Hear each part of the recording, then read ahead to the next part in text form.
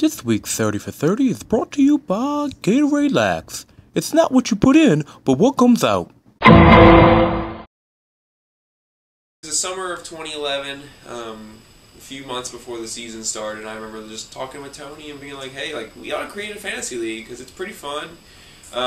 We hadn't done it in a year or two, and I know there's a lot of family members that were interested in doing it, and so we decided to do it. We said, what the heck, let's do it, put some money in on it, make it a little more fun. That way we can kind of like trash talk each other and give another reason to just watch the games and get together with each other and have a lot of fun. We started the league basically because Nathan and I were thrown out of another league, so that's why we started the league. Well, the Macalusos came and asked me if I wanted to join this league that they were trying to get together, and I was thinking to myself, I'm like, this is gonna be easy money. So I was like, why not? Just join up, and take their money, and pretty good. I didn't create the league. Nathan created the league. I think if I had created the league and maybe Tony had taken a bigger part in creating the league, it would be a better league than it is now. Right now we have Prince William, right? And Baba Booey running the league. Describe the process of creating the league. Forming the league was pretty easy, actually. Once we made the decision to go ahead and do it, we just went ahead and said, hey, who wants to join? We had family members, we had some family friends do it, and it's been great. Just getting everybody together. The draft is the peak of the season so far. I basically said, let's start a league. Nathan, it's your job. I'll pay you to do it. It's pretty easy for me because they pretty much did all the hard work and putting it all together. All I had to do was say, yes, I'll join the league and pay the $25 fee at the time, and I was like, hell yeah. Describe your experience with the first year of the league. I realized that I got to take a position of somewhat of importance and create my own team. And I figured, okay, what kind of strategy should I follow? And I did a little bit thinking and realized that there were a lot of players that were on the New Orleans Saints team that were let go. Why? I didn't know. But then after following them as they joined other teams, wow, they turned out to be fantastic players. So my strategy in drafting players, I just looked at a number of players who had recently left the New Orleans Saints, one of them being Reggie Bush. My first draft was Reggie Bush, and some people thought that was funny, but I thought it was a pretty good draft. First year of the league, fantastic for me. They were picking Reggie Bush first round pick by Gene, and it was ridiculous. He had people picked that were on the Saints team that weren't even on the Saints team anymore. I was counting the cash in my pockets before the draft was even over. It was fantastic. Describe my experience? Are you kidding me? That's the experience. I am the original champion, and I will come back and win it all because my pet puppy tells me I will win. Being a first-time commissioner, so dealing with people who this is their first time being in a fantasy league, there was a lot of challenges that were presented itself. Some people had issues with the scoring, some people had issues with the playoff rules. It was a task, I'll say that. Describe your thoughts of the future during the first year. I saw the future of the league being very bright. At the end of the first year, Tony won. He ended up beating one of our members who was just in it for a year. But the future was very bright because we knew there was more people who would be interested, more people who wanted to join. There was different ways we could go about making the league different, making it better, increasing the entry fee, making the draft a bigger production, just different ways we can make it better. I decided not to take part in the fantasy league again because I determined that I was not a a football technician, one who could study players and see their great assets and learn to stay away from the ones that weren't too good and all of the technicalities. And I realized that I had I wasn't going to look on it as a good pastime. I decided that it might be more exciting to watch paint dry.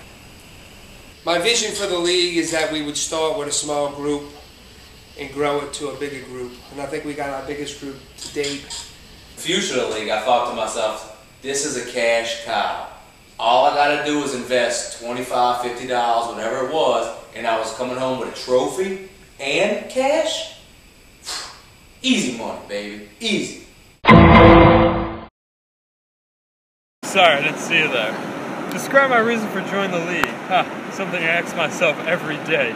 Well, when I was looking for leagues, I thought, hey, this one's got a bunch of old fuckers in it. Why don't I go ahead and join this? Seems to be pretty easy to beat until they started adding more people to the league. Otherwise, I think my reasons would be good camaraderie, and our commissioners seem to be very personable. That's about it. Personally, I thought I was going to win it all because, you know, I had that really good picks. But after figuring out it takes a lot of time, I was like, who has time for that? 3 years ago, my youngest brother, Tony Mack, he invited me to join the league. Thanks, Tony. Appreciate it, buddy. Basically, only one reason to join. Just take all y'all money. Illegal gambling. Describe your experience with the league. It was great.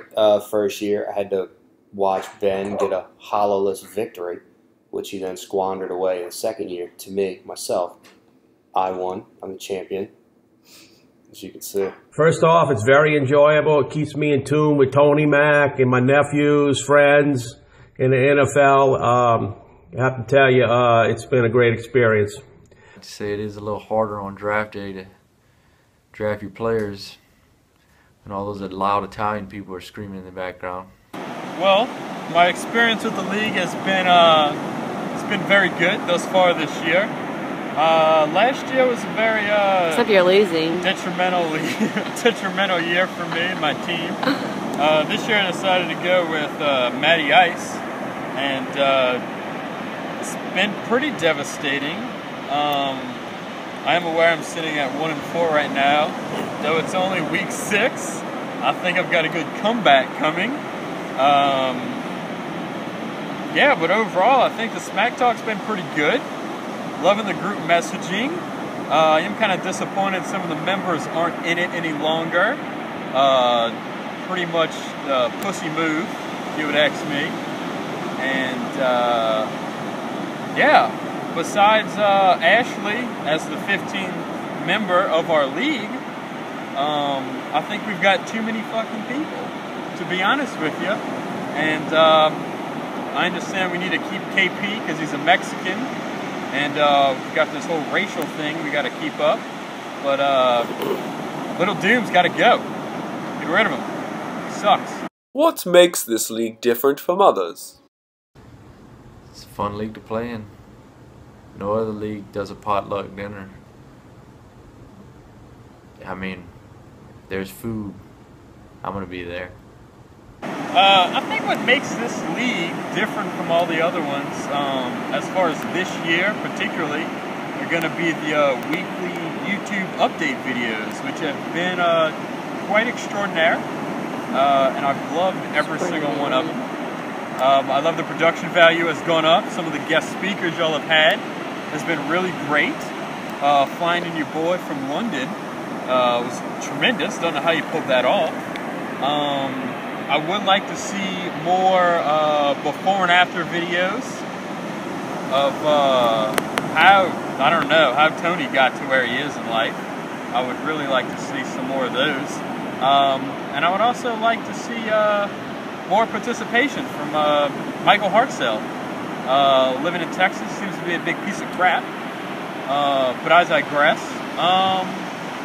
Yeah, besides all y'all being big pieces of shit, I think this league is one of the most successful ones I'm in. The draft party and the all different types of people. I mean, we got KP. Shh, Daddy's working. We got KP, and then we got Charlie, and then we got Doom, and then we got Frank. I mean, it's such a weird amalgamation of people, kindred spirits, as some may say.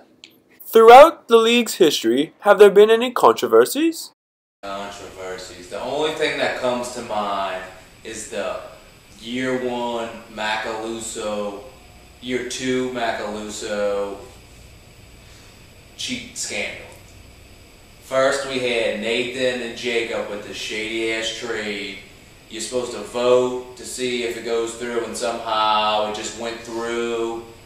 And then after that went through, then it was between Nathan and Tony. Had another trade, and that went through, and everybody was freaking out, wanting to know what was going on. And now there's no trades because of that. So No, there have been controversies. That's why we have a co-commissioner this year. It's because the last commissioner was so corrupt, making trades with his family, and then all of a sudden not allowing people to trade, like changing stuff in the middle of the season. You can't do that. That ain't right. It's just not right. Well, I would say the first controversy, I think, is I don't know how the fuck Nathan is undefeated. I think it probably goes back to all the cheating that happened the year before I got into the league, and the reasons why we don't have trading, all the collusion and backstabbing that's going on. I mean, guys, I understand that I'm in Florida, and I don't know what the fuck y'all are doing, bullshitting around. I'm going to have to kind of do some weekly checkups on people's shit, because pretty sure somebody's stealing Little Doom's players and putting them on Nathan's team. There's this guy in River Ridge, he cries about everything. He literally cries about everything. Donuts aren't right, he spills coffee on the nuclear power plant stuff. This Doom fella, he just does not get it. I mean, he's got to cheat.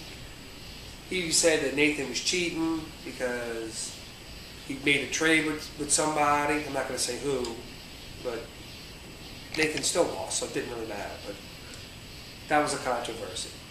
And I think also the other controversy was we got rid of segregation. We let, who's that fella, KP in? Yeah, that KP. There are a lot of people today that will say that there was an illegal trade and some shady business that went down between me and Jacob. And I just want to shut the haters up and the reporters and say, no sir, there was nothing illegal about that trade. It was a simple, hey, do you want to trade that guy? Alright. Anyone could have made that trade happen. I just happened to be the only one who had the balls to go ahead and do it. So, go ahead, sue me for being the one who had the big balls. Oh, you mean when Nathan, I gave a password to Nathan and he hacked my account and he took my picks? He did some like illegal trading, I think. But he said he's the commish, so it's okay. I was like, oh, okay, whatever. So you're telling everybody on camera right now that the Macalusos cheated together? Oh, I didn't cheat. I told him, oh, I don't think that's right. But he said, no, don't worry about it. I'm the commish. I got this. Other than Prince William changing the rules every week to suit his own team and his own score, no. Do you have any final thoughts for our audience? These two young knuckleheads that make videos every week, I think it's really good, it's exciting. But the most important thing is Piper, she picks my team every week, so sometimes she's on, sometimes she's off. I think that when we went against Doom, we must have been off. And I think Piper, when we were against Nathan, yeah, we were off too. But that's okay. We're going to get this all together because we are going to win the championship with puppy power. Watch out, because Cajun Crushers, #1. The fees are too high.